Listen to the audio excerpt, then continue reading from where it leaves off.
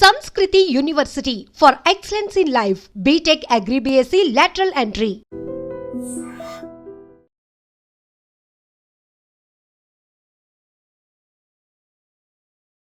మెల్లగా తెల్లారిందో ఎలా వెలుతురే తెచ్చేసిందో ఇలా. శతమానం భవతి అనే సూపర్ హిట్ సినిమా తీసిన ఒక ఇంటి దగ్గర ఉన్నాం. ఇది కోనసీమ జిల్లాలో ఒక చిన్న కుగ్రామం, ఊరి పేరు గోడాల అంటారు. ఈ గ్రామంలో శతమానం భవతి అనే సినిమా మొత్తం షూటింగ్ ఇదే ఇంట్లో, మొత్తం షూటింగ్ అంతా ఇక్కడే జరిగింది. అలాగే ఈ ఇంటికి సంబంధించిన చరిత్ర ఏంటంటే, ఇది పోలిసెట్టి వారి ఇల్లు. వాళ్ళు 100 సంవత్సరాల క్రితం 4 ఇళ్ళు ఒకేలాంటివి 4 ఇళ్ళు అన్నదమ్ములకి కట్టారు. ఇలా వరుసగా ఉంటాయి. అంతకు ముందు ఒకటి ఉండేది, అది ఈ మధ్యకాలంలోనే దాన్ని తీసేశారు, డిమాలిష్ చేశారు అని చెప్తున్నారు. ఇది రెండో ఇల్లు. ఈ రెండో ఇల్లు పోలిసెట్టి వారి సంతానంలో మొదట అయింది. ఆయన మిగతా 3 ఇళ్ళు కట్టారు. ఈ ఇంట్లో మొత్తం సినిమా షూటింగ్ అంతా కూడా ఈ ఇంట్లోనే జరుపుకున్నారు. అంటే ప్రకాష్ రాజ్కి సంబంధించిన మొత్తం సీన్లు కావచ్చు, కుటుంబానికి సంబంధించిన సీన్లు కావచ్చు, మొత్తం అన్నీ కూడా ఇక్కడే తీశారు. ఈ సినిమా హిట్ అయిన తర్వాత ఈ ఇల్లు ఒక రకంగా సినిమా వాళ్ళకి సెంటిమెంట్ అయింది. నిజానికి ఈ సెంటిమెంటు సక్సెస్ అయినట్టే లెక్క. ఎందుకంటే శతమానం భవతికి ముందు ఇక్కడ దీని వెనకాలే మనం చూస్తున్నాం. తర్వాత దీని వెనకాలే ఇంకో ఇల్లు ఉంది. ఆ ఇల్లు కూడా అష్టాచెమ్మ అనే సినిమా తీశారు. ఇంద్రగంటి మోహన్ కృష్ణ డైరెక్షన్లో నాని నటించిన అష్టాచెమ్మ అనే సినిమా మొత్తం ఈ వెనకాలన్న ఇంట్లో తీశారు. అక్కడ కూడా వెళ్దాం. అది ఆ సినిమా హిట్ అవ్వడం. రెండోది ఏంటంటే, ఈ పల్లె వాతావరణము ఒక కుటుంబానికి సంబంధించిన వాతావరణము కావాలి కాబట్టి ఆ యూనిట్ మళ్ళీ ఈ ఇంటిని సెలెక్ట్ చేసుకుంది. ఇదిగో ఇప్పుడు మనం చూస్తున్నాము. ఇవి ఈ సినిమా అంటే అంతకుముందు లేదు, కానీ సినిమా షూటింగ్ సందర్భంగా ప్రకాష్ రాజు పిల్లలు క్యారెక్టర్స్ ఆర్టిస్టులు ఎవరైతే ఉన్నారో వాళ్ళు సినిమాలో భాగంగా ఇక్కడే కూర్చుని కబుర్లు చెప్పుకోవడము, మాట్లాడుకోవడము, ఇలాంటి సీన్లన్నీ ఇక్కడే తీశారు. జయసుధ లోపల నుంచి వచ్చి వాళ్ళకి కాఫీలు అందించడము, అలాగే తాను అలగడము, అలిగి ఈ పిల్లలతోటి మాట్లాడకుండా లోపలికి వెళ్ళడము, ఇలాంటివన్నీ చేశారు. ఇదిగో ఇప్పుడు మనం ఇక్కడ చూస్తున్నాం. ఈ కుర్చీ, ఇది పడక కుర్చీ అంటారు. ఈ కుర్చీని కూడా, ఈ కుర్చీ వేళదే.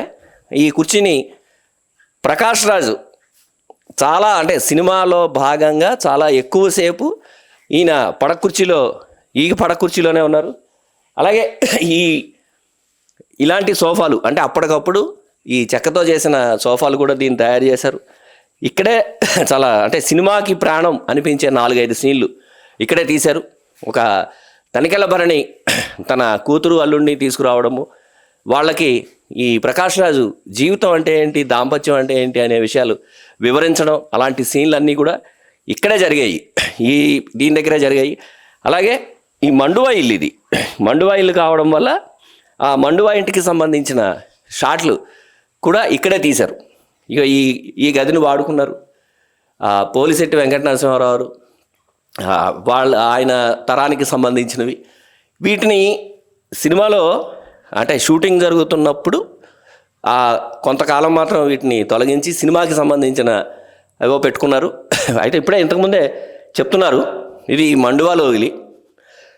ఈ మండువా లోగిలి ఈ తరంలో చూడడం కష్టం. మనం అంటే ఆధునికమైన తరానికి సంబంధించిన మనుషులే అయినప్పటికీ ఇంటిని మాత్రం ఎవరూ మార్చలేదు. 100 సంవత్సరాల క్రితం కట్టిన ఇంటిని అలాగే ఉంచారు. ఆ సాంప్రదాయాన్ని, వాటిని అన్నింటినీ ఇప్పటికీ అలాగే కొనసాగిస్తున్నారు. ఈ గదులన్నింటినీ ఇక్కడ వీళ్ళు సినిమా షూటింగ్లో భాగంగా వాడుకున్నారు.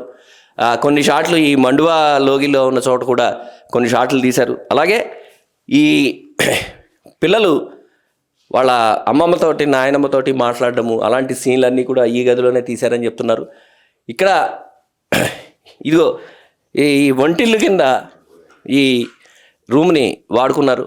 అంటే జయసుధకి సంబంధించిన వంట పనులు అలాంటివన్నీ కూడా సినిమాలో కనపడుతూ ఉంటాయి. ఆవిడ వంట వండడము కానీ, క్యారెక్టర్ కాఫీ కలపడము, ఇలాంటివన్నీ కనపడుతూ ఉంటాయి, సీన్లు ఉంటాయి. ఆ సీన్లన్నీ కూడా ఇక్కడే వాడుకున్నారు. అలాగే సినిమాలో జయసుధ అలగడము, అలిగి పెరట్లోకి వెళ్ళి కూర్చోవడము, అలాంటి సీన్లు ఇక్కడ ఈ సీన్లన్నీ ఇక్కడ ఈ దీంట్లోనే వాడుకున్నారు. ఇది ఈ ఇంటి గొప్పతనం. అయితే ఇంటికి 100 సంవత్సరాల చరిత్ర ఉంది. ఇది పల్లెటూరు కావడము, ఎక్కడ షూటింగ్ వచ్చిన వాళ్ళు ఎవళ్ళు కూడా ఎక్కడ ఇబ్బంది పెట్టలేదు. పొద్దున్న 6:30కి షూటింగ్ వచ్చేవారు. ఇక్కడే పక్కనే టిఫిన్లు చేసుకునేవారు. అలాగే మధ్యాహ్నం భోజనాలు కూడా ఇక్కడే తయారు చేసుకునేవారు.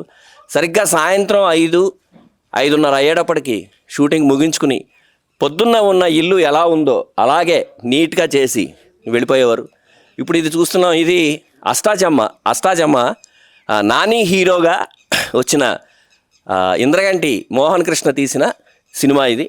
ఈ సినిమా ఆ సినిమా వల్లే ఈ ఇల్లు తెలిసింది. ఈ సినిమా మొత్తం ఇక్కడే తీశారు. అష్టాచమ్మ సినిమాలో ఎక్కువ భాగం పల్లెటూరుకి సంబంధించిన ఎక్కువ భాగం ఇక్కడే తీశారు. ఇక్కడ తీసిన తర్వాత ఈ ఇల్లుంది, అలాగే దీని ముందు ఇంకో ఇల్లుంది అని నిర్మాతలకు తెలియడంతో ఆ ఇన్ఫర్మేషన్తో శతమానం భవతి ఇల్లు మొత్తం వాడుకున్నారు. వీళ్ళు పొద్దున 6ంటికి వచ్చేవారని చెప్తున్నారు. 6 నుంచి సాయంత్రం 5 వరకు షూటింగ్ చేసుకుని చక్కగా ఇంటిని ఎలాంటి ఇబ్బందులు లేకుండా చేసి మళ్ళీ వాళ్ళకి తిరిగి అప్పగించేవారు అని చెప్తున్నారు. సినిమాలో కనిపించే పెరడు అలాంటిది కానీ, ఆ నూతికి సంబంధించిన అంశాలు కానీ అవన్నీ కూడా ఇవేను.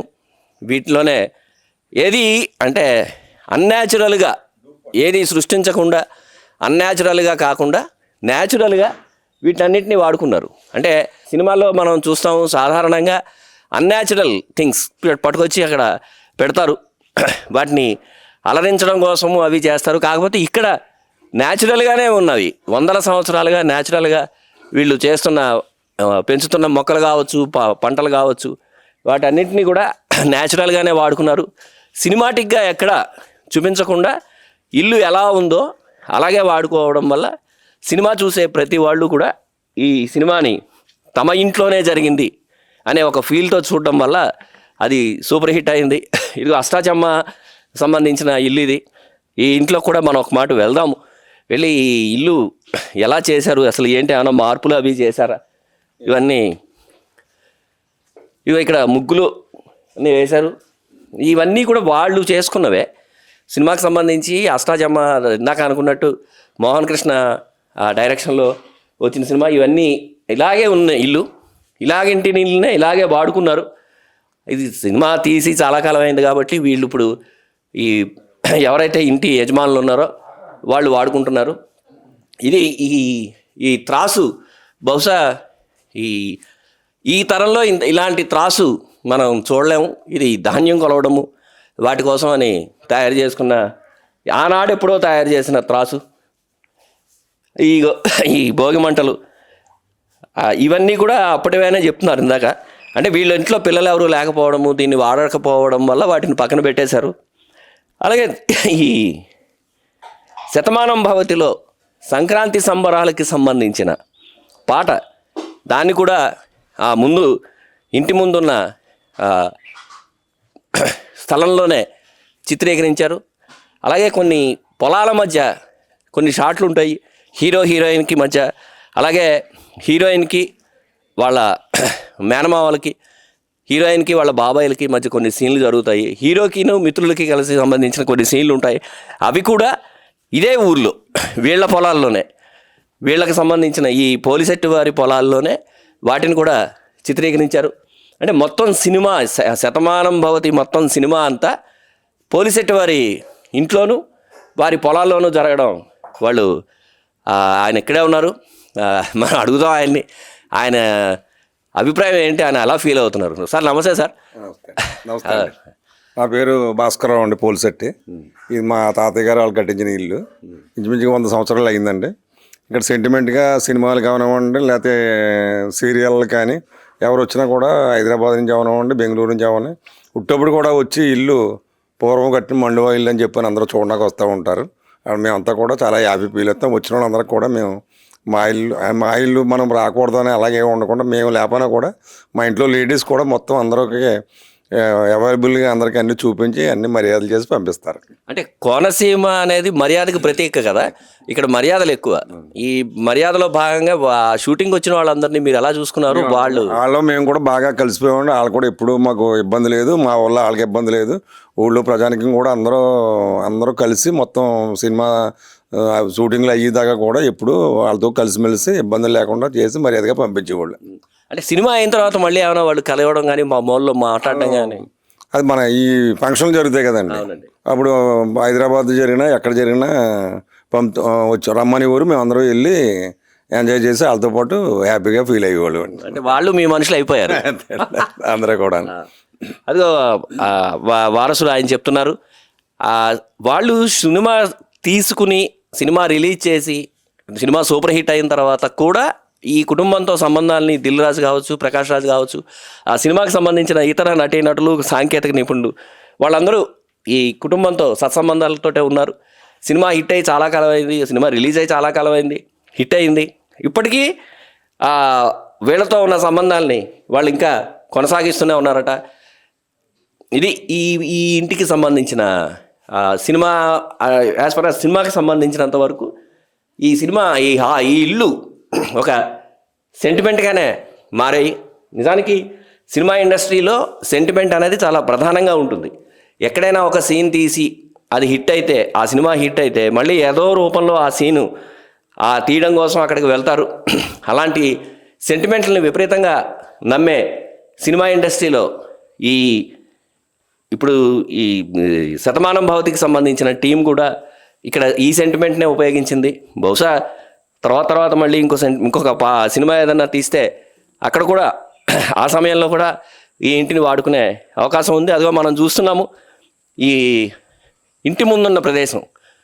ఇక్కడ సంక్రాంతికి సంబంధించిన సెట్ వేశారు.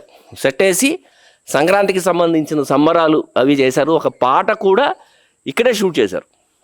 అదే మనం చూస్తున్నాం, ఆ పక్కన 2 ఇళ్ళు ఉన్నాయి. ఆ ఇల్లు కూడా ఈ 4 ఇళ్లలో భాగమే. ఇదొక ఇల్లు, అదొక ఇల్లు, దాని పక్కన ఒక ఇల్లు ఉంది. ఈ 4 ఇళ్ళు 100 సంవత్సరాల క్రితం కట్టారు. 4 అన్నదమ్ములు కూడా పక్కనే కట్టుకున్నారు. పక్కనే వాళ్ళ ఫాదర్స్ ఎవరైతే ఉన్నారో వాళ్ళ అన్నదమ్ములు వాళ్ళు కట్టారు. ఇప్పటికీ ఈ ఇంటిని పవిత్ర దేవాలయంగానే వాళ్ళు భావిస్తున్నారు. అలాగే ఇక్కడికి ఎవరు వచ్చినా విసుక్కోకుండా శతమానం భవతి ఇల్లు చూస్తాము అని ఎవరొచ్చినా వీళ్ళు ప్రతి గది కావచ్చు, ఎక్కడెక్కడ ఏ సీన్లు జరిగాయి, వాళ్ళతో వీళ్ళకున్న అనుబంధాలు ఏంటి, అవన్నీ కూడా వీళ్ళు ఓపికగా చెప్తున్నారు. ఈ మిషన్కి సంబంధించి నరేష్, ఆయన అందులో ఒక హాస్య క్యారెక్టరు, ఆయన దీన్ని వాడుకున్నారట. అలాగే ఇక్కడ పొలానికి సంబంధించిన పనులు అవన్నీ ఈ సినిమాలో చాలా కనబడతాయి. అవన్నీ కూడా వీళ్ళకి సంబంధించిన ఎడ్ల బళ్ళు, వీళ్ళకి సంబంధించిన వాహనాలు, వీళ్ళకి సంబంధించిన యంత్రాలు, వాటితోటే తీశారు. వాటిని కూడా ఉపయోగించుకున్నారు. చిత్రం ఏంటంటే మామూలుగా ఎక్కడైనా సినిమా షూటింగ్లు అవి ఇవి జరిగితే ఏదైతే వాడుకుంటారో అక్కడ ఆర్థికంగా వాళ్ళు అడగడము, వాళ్ళు ఇవ్వడం అలాంటివి ఉంటాయి. కానీ ఇక్కడ మాత్రం అలాంటిది ఏం లేదు. మర్యాదగా వాళ్ళు సినిమా నిర్మాతలు వాళ్ళు అడిగారు, అంతే మర్యాదగా వాళ్ళు దాన్ని తిరస్కరించి, కాదు మీరు సినిమా షూటింగ్ చేసుకోండి, మా వైపు నుంచి మేము శాతనైనంత సాయం మేము చేస్తాము అని చేశారు. అలాగే చెప్పారు. అందుకనే బహుశా ఆ ఇద్దరికి మధ్య, చిత్ర యూనిట్కి ఈ కుటుంబానికి మధ్య సంబంధాలు ఇప్పటికీ చాలా అన్యోన్యంగా ఉన్నాయి అని వాళ్ళే చెప్తున్నారు. కెమెరామెన్ రెడ్డి శ్రీనివాస్తో ముక్కామల చక్రధర్, ఐ డ్రీమ్ ప్రత్యేక ప్రతినిధి. మెల్లగా తెల్లారిందో ఎలా, వెలుతురే తెచ్చేసిందో ఇలా.